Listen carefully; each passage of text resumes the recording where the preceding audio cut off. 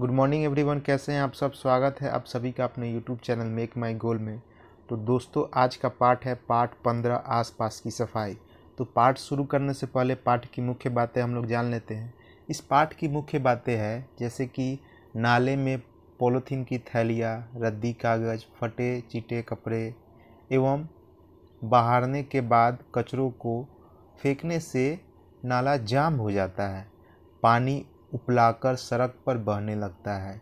इससे चलने वालों लोगों को बहुत कठिनाई होती है।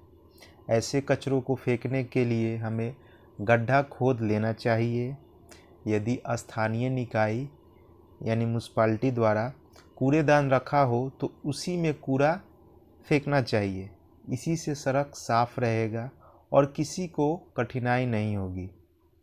टोले मोहल्ले और गांव की साफ सफाई पर ध्यान देना हम सबका कर्तव्य है। तो चलिए पाठ को शुरू करते हैं। मीना के घर के आगे बहता था एक नाला, कूड़ा कचरा फेंक जिसे लोग ने भर डाला। पॉलीथीन, रद्दी कपड़े और बासी खाना, क्या जरूरी था उसे नाले में भरते जाना। रहता हरदम कचरों से नाला इतना जाम, नाली उफनी पानी फैला गंदगी फैली तमाम। समझो भाई बात है इतनी, कचरा मत फैलाओ, जिसमें इनको डाल सको गड्ढा एक बनाओ। आसपास की साफ सफाई है सबकी जिम्मेदारी, कूड़ेदान के उपयोग में ही है अपनी समझदारी। तो एक बहुत ही शानदार सी कविता के माध्यम से पाठ को बताया गया है। चलिए पाठ के पहले प्रश्न की तरफ हम लोग चलते हैं। हम सबको अपने आसपास की साफ सफाई क्यों करनी चाहिए। हम सबको अपने आसपास की सफाई इसलिए करनी चाहिए क्योंकि इससे पर्यावरण शुद्ध रहता है, किसी संक्रामक बीमारी का डर नहीं रहता, सबका मन प्रसन्न रहता है, बाहर से आने वाले लोग गांव की प्रशंसा करते हैं। प्रश्न 2, कूड़े कचरे को यहाँ वहाँ फेंकने से क्या क्या नुकसान होता है। कूड़े कचरे को यहाँ वहाँ फेंकने से गंदगी बढ़ती है, वर्षा के बाद यह दुर्गंध देने लगते हैं, विभिन्न संक्रामक बीमारियों का डर बढ़ जाता है, मच्छरों की वृद्धि होती है। प्रश्न 3, हम सब लोगों के घरों में बहुत प्रकार की बेकार सामग्री या चीज़ें होती है। इन बेकार की अनुपयोगी सामग्री की एक सूची बनाइए जिसे हम बाहर फेंकते हैं।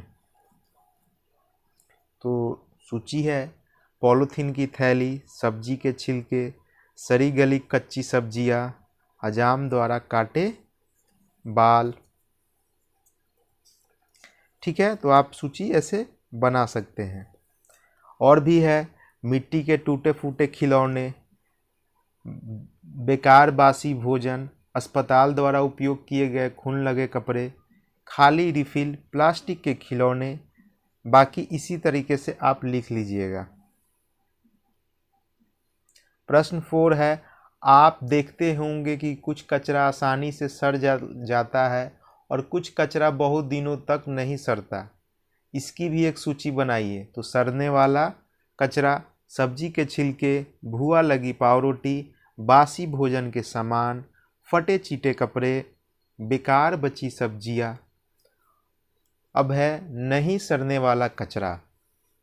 इसमें है पॉलीथीन, मिट्टी के टुकड़े खिलौने, प्लास्टिक के टुकड़े खिलौने, साइकिल के बेकार पार्ट्स पुर्जे, प्लास्टिक के बेकार कलम और रिफिल।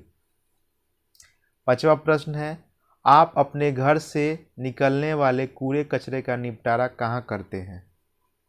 मैं अपने घर से निकलने वाले कूड़े कचरे का निपटारा गांव के गड्ढे में या स्थानीय निकाय द्वारा रखे कूड़ेदान में करता हूं। अगला प्रश्न है प्रश्न 6, कूड़े कचरे के निपटारे का सही तरीका क्या है। कूड़े कचरे के निपटारे का सही तरीका है कंपोस्ट बनाना। प्रश्न 7, क्या आपने कूड़े कचरे के ढेर से कुछ लोगों को विभिन्न चीज़ों को इकट्ठा करते देखा है। उन्हें ध्यान से देखिए और बताइए कि वे क्या क्या इकट्ठा करते हैं। ध्यान से देखने पर हमें पता लगा कि वे पॉलीथीन, प्लास्टिक, खिलौना, फेंकी गई कलम, रिफिल, लोहे के सामान एवं कागज़ के टुकड़े इकट्ठा करते हैं। प्रश्न 8, इकट्ठा करने के बाद उन वस्तुओं का क्या किया जाता है? अपने शिक्षक से पता कर लिखिए। इकट्ठा करने के बाद वस्तुओं को अलग अलग छांटा जाता है, फिर उन्हें कबाड़ी वालों के यहाँ बेच दिया जाता है। कबाड़ी वाले भी उन वस्तुओं को पुनः बनाने वाले कारखाने में भेज देते हैं। प्रश्न 9, क्या इन कचरों को पुनः उपयोग के लायक बनाया जा सकता है? हाँ, इन कचरों की वस्तुओं से पुनः उपयोग लायक वस्तुएं बनाई जा सकती है। प्रश्न 10, कौन कौन सी ऐसी सामग्री है जिससे पुनः अन्य चीज़ें बनाई जा सकती है? तो उत्तर है पॉलीथीन, थैली, कागज़ के टुकड़े, प्लास्टिक के टुकड़े और लोहे के सामान। जैसे कि आप कबाड़ी वाला लोहा आपसे खरीदता है तो उसके पुनः लोहे के सामान बन जाती है। प्रश्न 11, आप अपने आसपास एवं विद्यालय को साफ सुथरा रखने के लिए कौन कौन से कार्य करेंगे? लिखिए। अपने आसपास और विद्यालय को साफ सुथरा रखने के लिए हम सप्ताह के किसी एक दिन पूरी सफाई करेंगे और कूड़े को कहीं गड्ढे में डाल देंगे। प्रश्न 12 है, कुछ खास पर्व त्योहार के अवसर पर साफ सफाई का विशेष ध्यान रखा जाता है। उस समय कूड़ा कचरा कम दिखाई देता है। उनके नाम लिखिए। तो पर्व त्योहार हैं दीपावली, दशहरा, छठ आदि पर्व त्योहारों के दिन साफ सफाई पर विशेष ध्यान देते हैं, जिसके कारण कूड़ा कचरा कम दिखाई देते हैं। आगे एक बॉक्स बना हुआ है, कूड़े कचरे का नियंत्रण। तो इसमें कुछ पॉइंट है, चलिए मैं उसे पढ़ता हूँ। कचरा उत्पन्न करने वाली चीज़ों का कम उपयोग, सही बात है। बाजार से सामान लाने के लिए कपड़े के थैले का प्रयोग, सही है, क्योंकि बाद में उसे आप धो सकते हैं। तीसरा है दोबारा उपयोग में लाए जा सकने वाली चीज़ों का पुनः उपयोग, ये भी बहुत अच्छी बात है। चौथा है गलने सड़ने वाले कूड़े कचरे को गड्ढे में डालकर मिट्टी से ढक देना, ये भी बहुत अच्छी बात है। इससे क्या होता है, आपके 3 से 4 महीने बाद वो कंपोस्ट बन जाते हैं और उसे आप खाद की तरह उपयोग कर सकते हैं।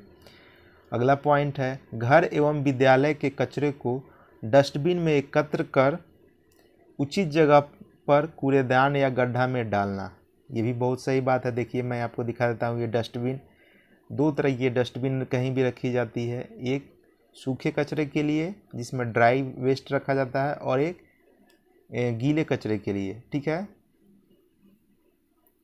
अगले पॉइंट की तरफ बढ़ते हैं।